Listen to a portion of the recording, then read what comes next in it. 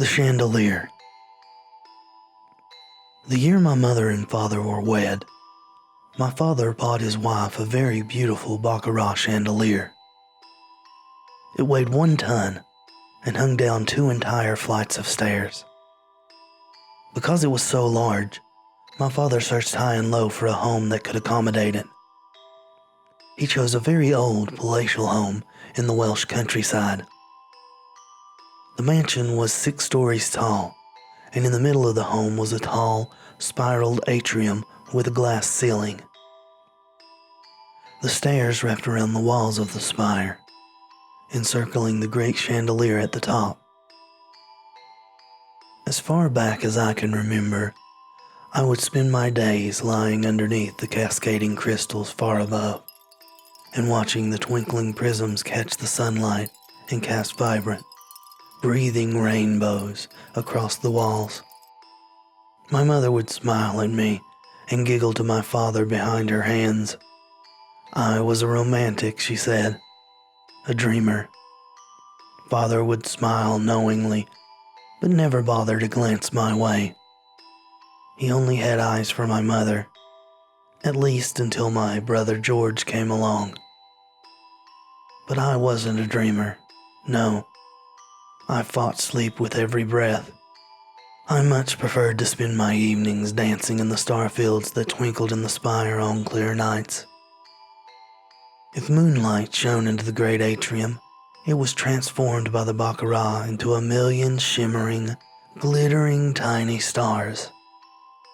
The chandelier was always gently swaying, even without a draft in the house, and it would make the crisp, vibrant celestials dance upon the wall to a song I could almost hear, and I would dance among them.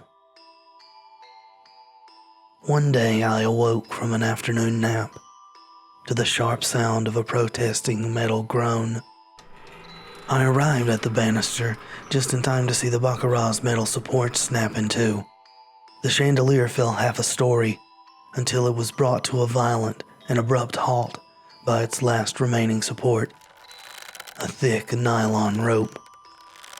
George was playing with a train set far below, and I screamed at him.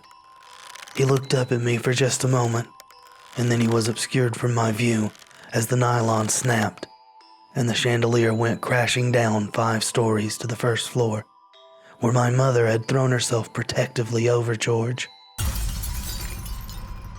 My father would only shed his tears for them behind closed doors. A week after their deaths, Father had the baccarat repaired and rehung. It had been my mother's, and he loved her deeply. Perhaps he liked to look at it and think of her, but I like to think he rehung it for me, because he knew how much I loved it. But the chandelier wasn't the same. The gentle cadence it had loyally kept was now replaced by a stillness as absolute as death.